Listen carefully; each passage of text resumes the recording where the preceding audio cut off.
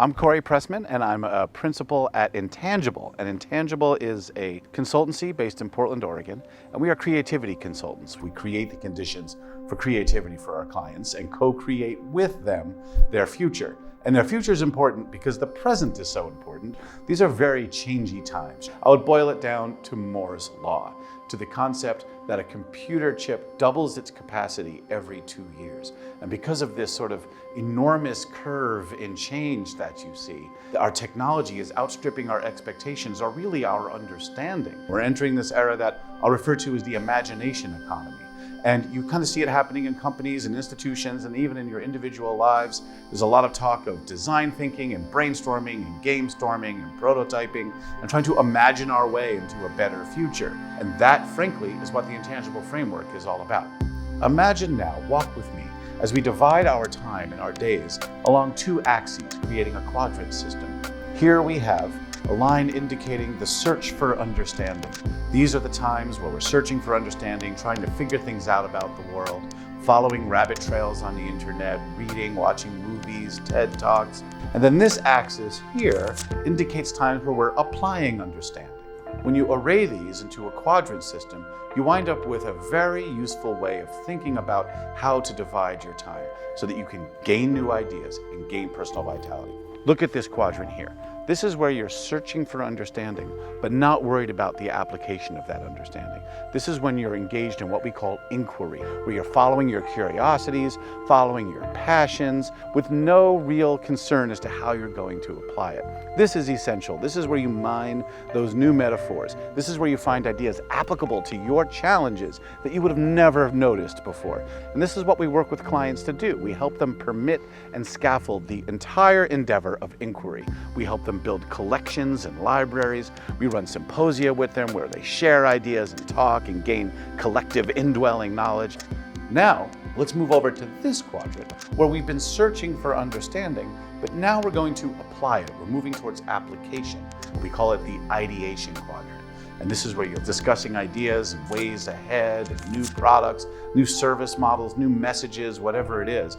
But now you're doing that behavior that you might be used to doing, but you're doing it with all of this amazing fodder in your minds from the arts and humanities, from what you've been doing in inquiry, for all the stuff you've been finding there. So you're ideating based on inquiry and that shared inquiry because you've been talking together.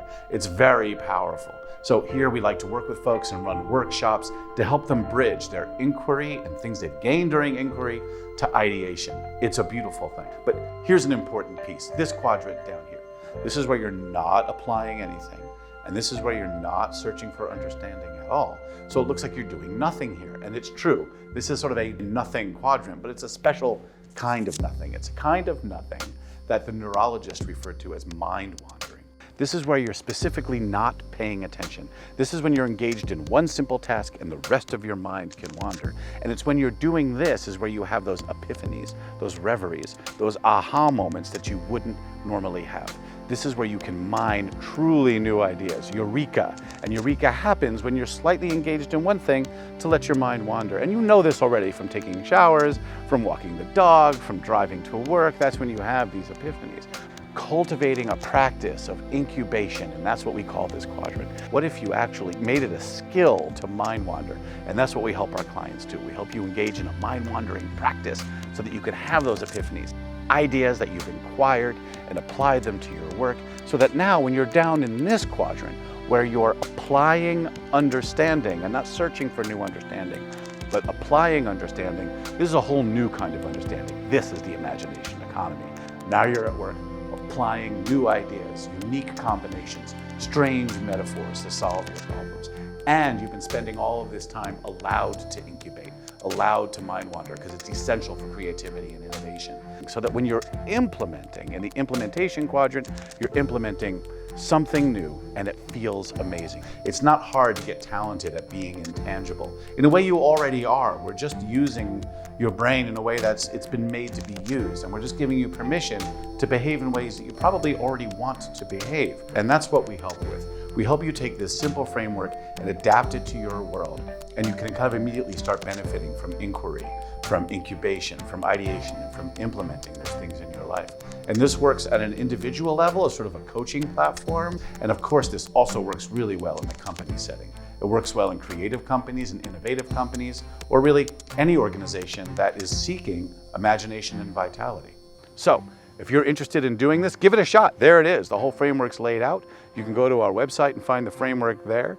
However, if you want to get in touch and we can talk about more how we can work this into your life, into your institution or your organization, get in touch with Intangible as soon as you want. We'll help you out.